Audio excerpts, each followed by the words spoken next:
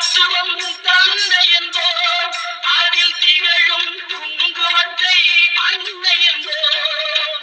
சந்தனம் மணக்குது, கற்பூரம் ஜொலிக்குது, தந்தையில் போகி வந்தார் நன்மையெல்லாம் நடக்குது.